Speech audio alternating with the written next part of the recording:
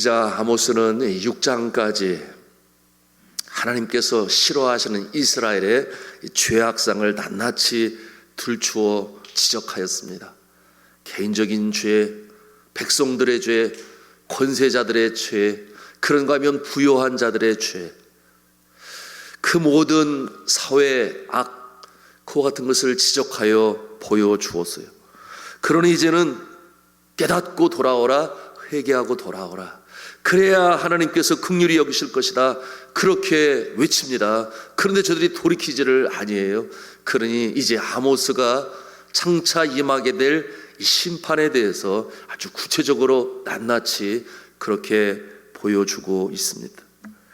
여러분이 하늘로부터 임하는 심판을 피할 수 없을 것이다. 이와 같은 내용인데요, 7장에서부터 닥쳐올 심판을 예언합니다. 그런데 하나님께서 그 방법이 마치 반모섬에 유배당한 사도 요한의 모습처럼 하나님께서 장차 임하게 될 심판에 대하여 환상으로 보여주세요. 지금까지는 말로 그 죄악상을 지적하게 하신 하나님께서 이제는 총천연색 칼라, 그림으로, 환상으로 보여주시며 그것으로 전하게 하십니다. 사도 요한을 하늘 위로 들어 올리셔서 보여주셨던 7 인으로 봉하여 아무도 열어보지 못할 그 두루마리를 하나씩 펼쳐 보이시며 보여주신 것처럼 오늘 말씀해 보니 첫 번째, 두 번째, 세 번째 그와 같은 모습을 환상으로 보여주십니다. 첫째는 메뚜기의 재앙이 닥쳐올 것이다, 그렇게 보여주고 있어요. 우리 1절 말씀을 같이 읽겠습니다. 시작. 주 여호와께서 내게 보이신 것이 이러하니라. 왕이 풀을 벤 후 풀이 다시 움돋기 시작할 때에 주께서 메뚜기를 지으심에. 여러분, 불쌍한 것은 백성들이에요. 여러분, 1절에 보여줍니다. 왕이 풀을 벤 후, 그렇게 말씀하고 있어요. 왕이 풀을 벤 후, 이때는 이른 비로 인하여 추수를 한 이후에 그런 뜻이에요. 두 번의 농사가 있었습니다. 첫째는 이른 비가 내린 다음, 두 번째는 늦은 비가 내린 다음. 우리나라도 그러지 않아요? 보리 추수가 있는가 하면은 벼의 추수가 있습니다. 이른 비를 통하여 내린 그 비로 인해 추수한 것들은 거두어서 왕의 것으로 바쳤습니다. 그리고 나서 두 번째, 보통 2월, 3월에 비가 내려요. 그리고 이제 5월 달에 추수를 하게 되는데 늦은 비로 인한 이 추수는 누구의 것이냐? 백성들의 차지였습니다. 그런데 왕이 벤 후에, 추수한 이후에 그 다음에 이 5월에 거두는 곡식 거둘 때에 메뚜기의 재앙이 임하였다, 그렇게 말씀하고 있습니다. 여러분, 이 메뚜기 재앙에 대해서는 제가 요엘서를 통하여 그리고 주일의 말씀을 통하여 충분히 말씀을 드렸어요. 이 사막 지방에는 메뚜기의 재앙이 더 크고 아주 위협적인데 하늘을 가리울 정도로, 그리고 이 메뚜기들이 내려와서는 완전히 모든 초록색 초토화시킵니다. 풀을 다 갉아먹고 곡식을 갉아먹습니다. 그러니 그 피해가 너무나 심해요. 제가 필리핀에서 경험했다 그랬지요. 사람들이 그릇을 두드리면서 메뚜기 떼를 쫓으려고 하지만 떠나지 않아요. 그러니 소리를 지르고 또 횃불을 긴 창대에 달아서 공중을 향해 휘두르지만 그야말로 죽으면 죽으리라 해요. 차에 밟혀서 막 두두두둑 막 죽어요. 그래도 떠나지 않아요. 자기들 본능적인 거죠. 그래서 큰 피해를 입히는 그와 같은 모습인데, 이 메뚜기 떼가 농사를 완전히 초토화시키는 이와 같은 모습을 환상으로 보게 하십니다. 이럴 때 이 환상을 보는 아모스의 심정이 아찔합니다. 왜 그렇겠어요? 같은 동족 아니겠습니까? 동족들이 이처럼 어려움을 당하고 먹을 것이 없는 상태에 이르게 되니 이거는 아니다. 그러므로 아모스가 간절한 마음으로 주님 앞에 강청합니다. 주님, 이 화를 면하게 하여 주옵소서. 그것이 오늘 성경 본문의 내용이에요. 이와 같은 모습을 중보 기도다, 그렇게 우리가 표현을 해요. 남을 대신하여 내가 치유라는 마음으로 주님 앞에 간절히 간구하는 그와 같은 중보 기도, 아모스가 하지요. 이와 같은 모습은 구약 성경에 자주 등장합니다. 모세가 그러했습니다. 다윗이 그러했습니다. 시편의 기자들이 또한 중보 기도를 드립니다. 이와 같은 내용으로 인하여 하나님께서는 거두시는 모습을 또한 보여주세요. 무엇을 보여주는 것입니까? 하나님께서는 이렇게 하기로 작정하셨으나 그러나 간절히 간구할 때 나라가는 울타리를 넘어서서 우리의 이웃, 우리의 구역 식구들 또한 이 나라와 민족을 위하여 간절히 간구할 때 주님께서 돌이키시는 줄로 믿으시기를 바랍니다. 중보 기도의 역사는 그렇게 일어나는 것이죠. 여러분, 오늘 말씀에 그와 같은 내용이 담겨져 있는데 우리 3절 말씀을 같이 읽도록 하겠습니다. 3절 말씀입니다. 시작. 여호와께서 이에 대하여 뜻을 돌이키셨으므로 이것이 이루어지지 아니하리라 여호와께서 말씀하셨느니라. 아멘. 자, 이에 대한 중보 기도의 내용을 우리가 보기를 원하는데 우리 2절 말씀을 읽겠습니다. 2절 말씀 시작. 메뚜기가 땅의 풀을 다 먹은지라 내가 이르되 주 여호와여 청하건대 사하소서 야곱이 미약하오니 어떻게 서리이까 하매 하나님이여 용서하여 주시옵소서. 심판을 거두시고 이 죄 많은 백성을 용서하여 주옵소서. 아모스가 중보 기도를 드리는데 뭐라고 말을 하는가 하면 야곱이 미약하오니 그래요. 야곱이 미약하오니. 여기에 왜 야곱의 이름이 또 등장합니까? 야곱은 이스라엘을 상징해요. 야곱의 이름이 이스라엘로 바뀌어지지 않습니까? 그리고 야곱의 자손들 통하여 12지파가 형성이 되니 이스라엘 민족을 말할 때 야곱의 자손들 또는 야곱이다 그렇게 표현을 해요. 이스라엘 백성들의 죄악을 용서하여 주옵소서. 저들이 미약하오니 신앙적으로 미약하여 죄악을 저질러 싸우니 용서하여 주옵소서. 이와 같은 기도를 주님 앞에 드리니 놀랍게도 하나님께서 그 응답을 보여주신 거예요. 여러분, 이와 같은 모습을 통해 우리가 기도해야 될 명분이 있음을 볼 수 있어요. 이 나라 민족을 위하여 우리가 가슴에 끌어안고 중보 기도자, 그래서 제가 자주 얘기하죠. 영적인 책임감을 가질 수 있어야 된다. 이 나라의 민족을 향하여 죄는 저들이 지었는데 우리가 끌어안아요. 같은 동족 아니겠습니까? 그것이 역사 속에 나타난 우리 믿음의 선조들의 모습이었죠. 그래서 하나님 앞에 정죄받은 개인이나 국가라 할지라도 영적인 지도자들이 각성하여 주님 앞에 간절히 기도하게 되면 하나님께서 저들의 기도를 들으시고 재난을 보류하신다, 그런 말씀이에요. 남을 위하여 내가 그들의 입장에 서서 하나님께 간구한다. 여러분, 말은 쉽지요? 쉽지 않아요. 많은 우리의 기도의 내용들이 나라는 울타리를 벗어나지 못하고 그저 나의 건강, 나의 자녀, 가정, 나의 생업 이와 같은 기도들로 가득 차지만 우리는 이 새벽에 나라와 민족을 위하여, 어려움에 처한 우리의 구역 가정들을 위하여, 우리의 가족 중에 주님 앞에 돌아오지 않는 자들을 위하여 기도하는 여러분 다시 되시기를 주님의 이름으로 부탁합니다. 요즘에 저의 기도가 그러합니다. 참으로 어려운 때 아니겠어요? 고국 교회의 부름을 받아서 이제는 한국에 들어와 이제는 선교사가 아니고 목회를 감당하는 가운데 아마도 처음 당하는 큰 어려움이 아닐까 생각이 돼요. 기도하지 않을 수가 없습니다. 코로나19로 인해서 정말 제일 어려운 것은 우리의 성도들의 생업의 현장이에요. 생업의 현장. 코로나 감염되지 않기를 위하여 간구하지만 감염된다 하더라도 치명적이지 않아요. 그러니 그렇게 염려하지 않아요. 그러나 중요한 것은 생업의 현장이 어렵습니다. 사람들이 거래처가 도대체가 이루어지지가 않아요. 이와 같은 모습을 바라볼 때에 어제 트럼프는 그렇게 또 발표를 했지요. 우리는 원래의 본업에 충실한다. 그러면서 예방은 철저히 한다. 경제가 무너지면 코로나 때문에 나라가 무너지는 것 아니냐, 그렇게 발표를 했어요. 거기에 대해서 물론 의료 전문업자들은 그렇게 하면 안 된다고 얘기를 하고 의견이 분분하지만 오늘날 우리의 모습이 바로 그런 모습 아니에요. 그러니 기도하지 않을 수가 없습니다. 다음 주간이 담임 목사 기도 주간으로 제가 산에 올라가서 기도해야 되는데 금식 기도를 해야 되나, 지난 2주간 동안 염려하고 기도하는 중에 결국은 올라가지 않고 보류하기로 했습니다. 어려울 때 함께 새벽에 기도하는 것이 좋겠다. 어제도 한 분이 성도님이 교회에 찾아오셔서 육신적으로 어려워서 기도를 받으시고 가시고, 또 그런가 하면은 우리 교역자들은 믿음을 지키기 위해 성도들을 세워야 하니 전화 신방을 하고 격려하고 집 밖에 나오지를 못하고, 우리 어르신들은 교회 오지 못하는 게 너무 힘든 거예요.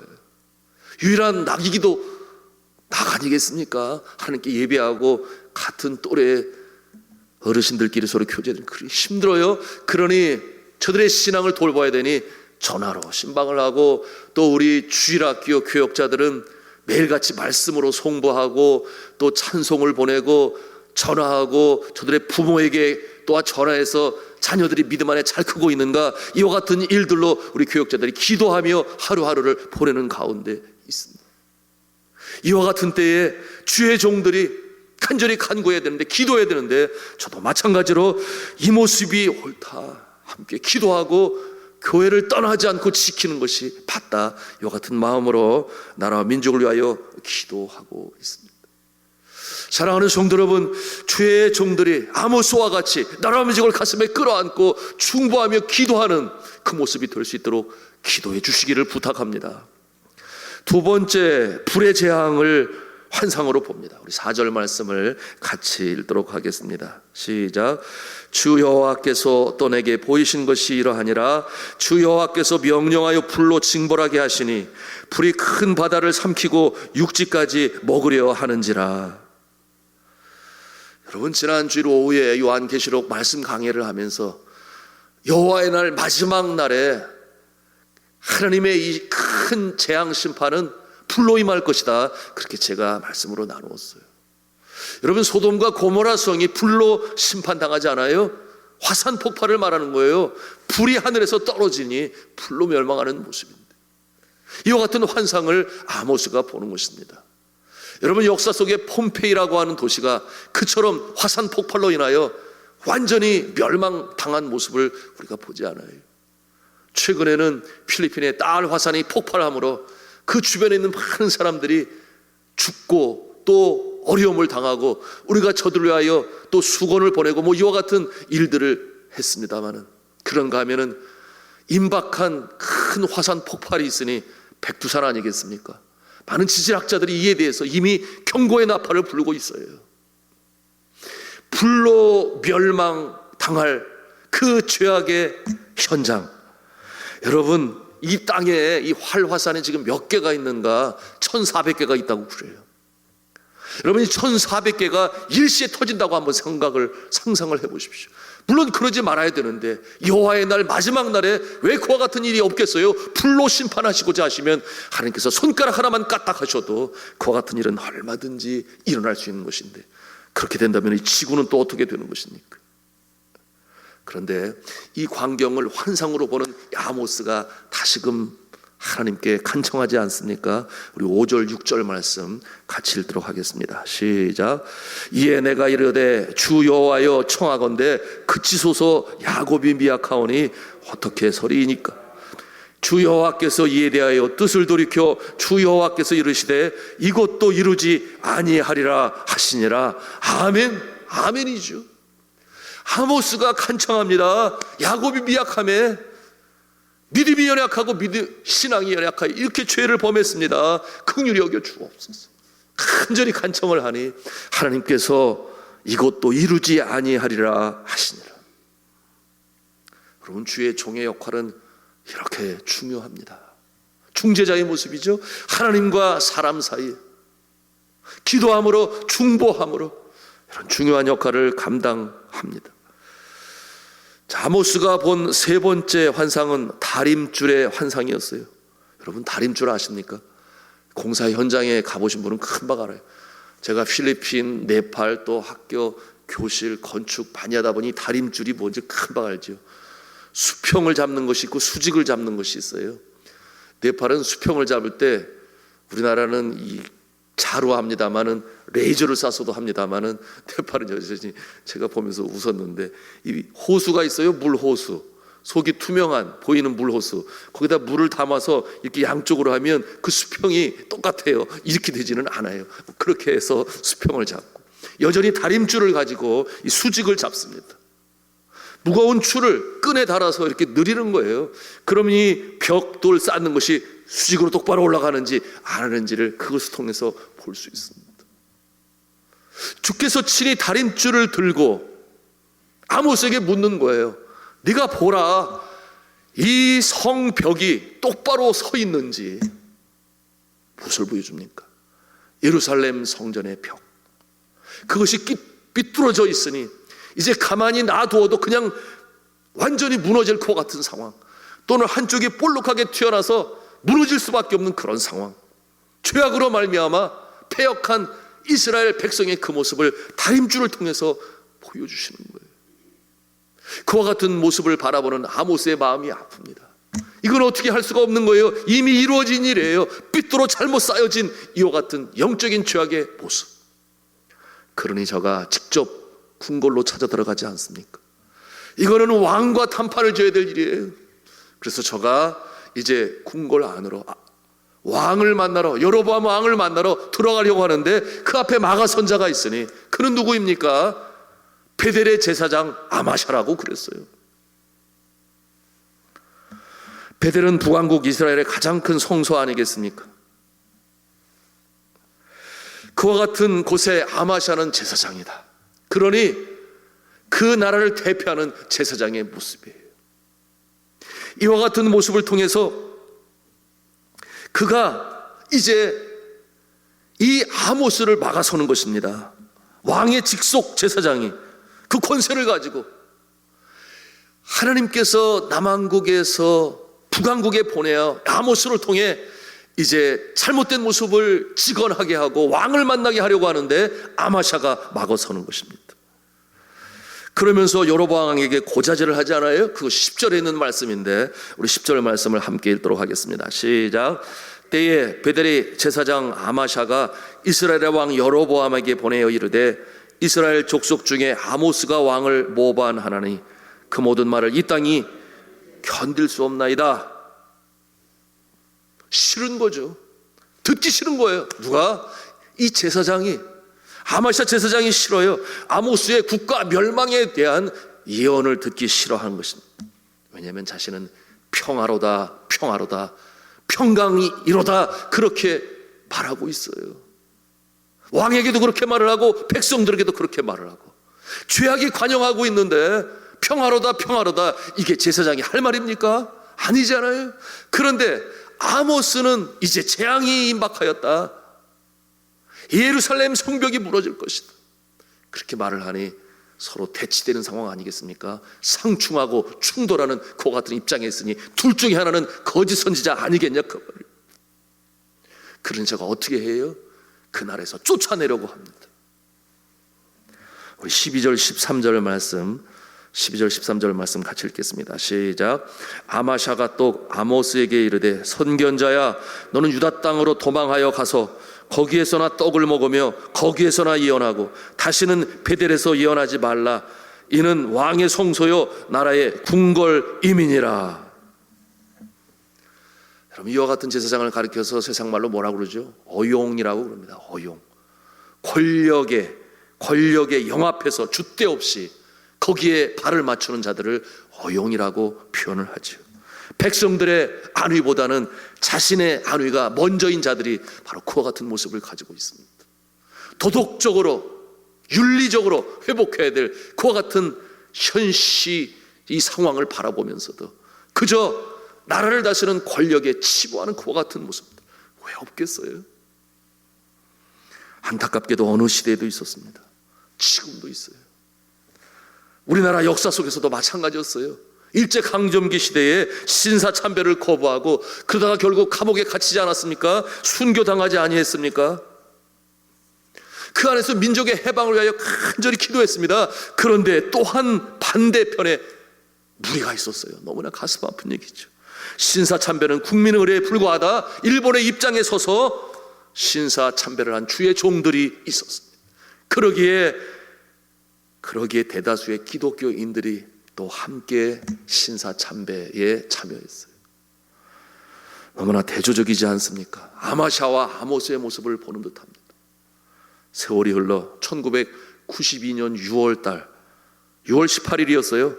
템플턴상 시상식에 감사하게도 영락교 한경직 목사님이 템플턴상 이 상을 받게 되었으니 감사 예배를 드리게 되었는데요, 한경직 목사님이 그 자리에서 이런 말을 했습니다.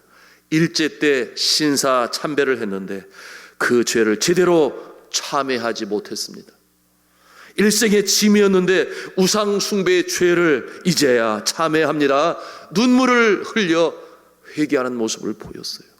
그러므로 그 자리에 앉아있는 많은 사람들이 숙연해했습니다. 잘못을 뒤늦게 인정한 것이죠. 그 다음 해에 기독교 대한성결교회가 3.1절을 기념해서 이 신사 참배한 것에 대해서 죄책에 대한 고백 선언문을 했습니다. 그리고 나서 그해 9월에 한국 기독교 장로회, 소위 기장이라고 부르잖아요. 여러분, 기장이 어떠한 신학교를 출발했습니까? 조선신학교, 평양신학교를 일제가 닫아버렸어요. 그래서 일본 정부의 허락을 받고 시작한 신학교가 조선신학교, 나중에 한국신학교가 됩니다. 한국신학교가 되는데, 여러분, 여하튼 이 모습이 뒤늦게 또 참여하고 회개를 하는데 이렇게 말을 했습니다. 일본 제국주의자들의 강압에 못 이겨 교회가 마땅히 지켜야 할 신앙의 정절과 양심을 지키지 못하고 신사참배에 가담했다 하면서 부당한 일제의 강압에 신앙으로 맞서지 못하고 머리 숙였던 부끄러운 죄를 통절한 마음으로 회개합니다. 그렇게 회개했어요. 무엇입니까? 잘못을 인정한 것이죠. 너무나 아픈 기독교 역사입니다. 그런데 이와 같은 모습 오늘날도 볼 수 있어요. 어려움에 처한 양떼는 뒷전이요, 영적으로 피폐한 그 모습들은 뒷전이요, 기득권의 입장에 서는 것입니다. 권력의 편에 서니 편하지 않겠어요? 핍박이 없지요? 사회적인 명예를 누리지 않겠습니까? 고통당하는 자의 편에 선 것이 아니라 강한 자의 편에 선 것입니다. 그러나 가장 강한 분은 오직 하나님밖에 없음을 바라볼 수 있어야 되는데요, 하나님을 두려워할 수 있어야 되는데, 그러나 그러지 못한 모습이 있어요. 그러나 정말 중요한 것은 무엇입니까? 직언하는 것 아니겠습니까? 궁궐에 들어갈 수 있다면, 그래서 부름을 받을 기회가 있었다면 직언을 하고 잘못한 것은 무엇인지 말을 할 수 있어야 되는데, 과거의 역사 속에도 그러지 못했어요. 역대 대통령 국가 초청 기도에 가서도 그들의 편에 서서 축복을 빌어 주기는 했으나 그러나 잘못을 지적하지 못하니 그와 같은 모습이 역사의 오점으로 남아있고 부끄러운 모습으로 남아있음을 우리가 압니다. 사랑하는 성도 여러분, 주의 종은 참으로 어려울 때에 양떼를 지키는 일에 우선순위를 둘 수 있어야 되고, 영적으로 핍절한 양떼의 신앙을 지켜 보호해야 할 책임이 가장 첫 번째 우선순위임을 알아야 되는데요, 그 일을 놓아서는 아니 되겠죠. 그러나 기회를 얻어 궁궐에 들어갈 수 있다면 그때 하나님의 말씀으로 잘못은 잘못이라고 지적할 수 있어야 되는데, 오늘 아모스 선지자가 바로 그와 같은 모습이었던 것입니다. 그런데 아마샤는 그러지 못했어요. 그의 말로가 너무나 비참하지 않습니까? 그와 같은 모습을 바라볼 때에 두렵고 떨리는 마음으로 주의 종들은 마땅히 감당해야 될 사명을 감당해야 되는데요, 이 비참한 모습, 마지막 절 아모스의 예언 함께 읽고 마치겠습니다. 같이 읽도록 하겠습니다. 7장 16절 17절 말씀 읽고 마치도록 하겠습니다. 16절 17절입니다. 시작. 이제 너는 여호와의 말씀을 들을지니라. 내가 이르기를 이스라엘에 대하여 예언하지 말며 이삭의 집을 향하여 경고하지 말라 하므로 여호와께서 이와 같이 말씀하시기를 내 아내는 성읍 가운데서 창녀가 될 것이요 내 자녀들은 칼에 엎드러지며 내 땅은 측량하여 나누어질 것이며 너는 더러운 땅에서 죽을 것이요 이스라엘은 반드시 사로잡혀 그의 땅에서 떠나리라 하셨느니라. 우리가 함께 기도하기를 원합니다. 나라와 민족을 위하여 중보 기도하고, 그리고 이 땅의 주의 종들이 죄악을 죄악으로 바라보며 직언을 할 수 있는 사명을 감당하고, 영적으로 피폐한 백성들을 위하여, 성도들을 위하여 우선순위를 두고 눈물로 간구하는 그와 같은 종들의 모습으로 설 수 있도록 시간과 합심으로 기도하며 나가겠습니다.